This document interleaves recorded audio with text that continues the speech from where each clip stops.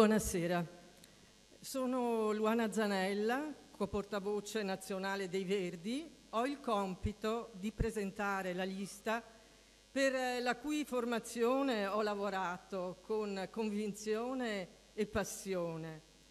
Il Veneto Nuovo unisce Verdi, Sinistra Ecologia e Libertà, Sinistra Veneta, ma anche realtà civiche, donne e uomini che hanno scelto di essere parte della coalizione di centrosinistra e appoggiare Alessandra Moretti.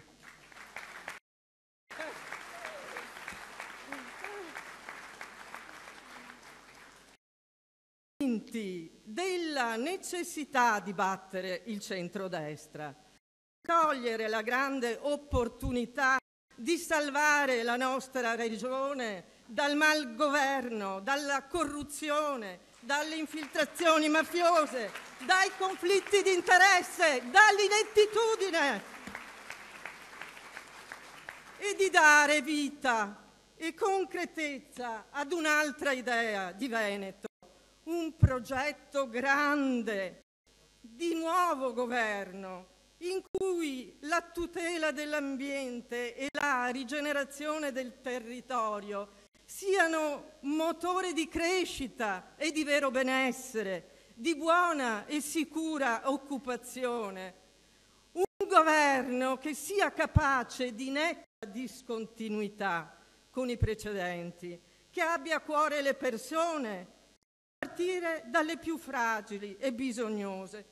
Un governo che produca politiche all'altezza delle sfide della contemporaneità, su tutti i fronti, dalla riconversione ecologica alla mobilità sostenibile, dall'assistenza sociosanitaria alla formazione, alla ricerca avanzata, all'agricoltura biologica e di qualità, alla tutela e alla valorizzazione dei beni culturali e delle nostre eccellenze.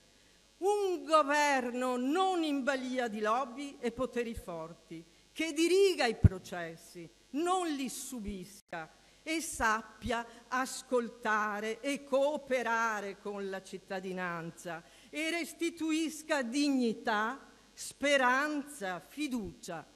Un governo di donne e uomini.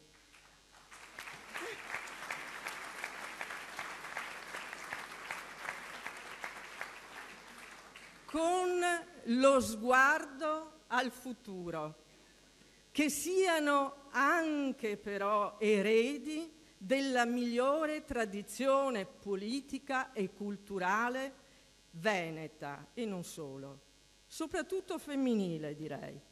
Voglio concludere con le parole, proprio per questa ragione, di una grande donna politica veneta, Tina Anselmi.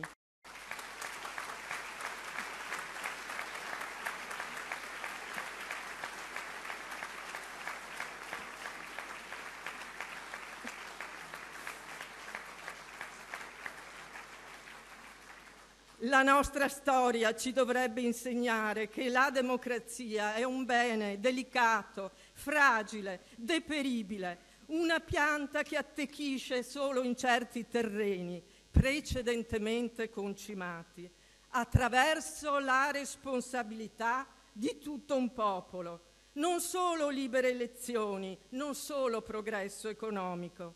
È giustizia, è rispetto della dignità umana, dei diritti delle donne, è tranquillità per vecchi e speranza per i figli, è pace. Per cambiare il mondo bisogna esserci. Esserci è una parte costitutiva della democrazia e noi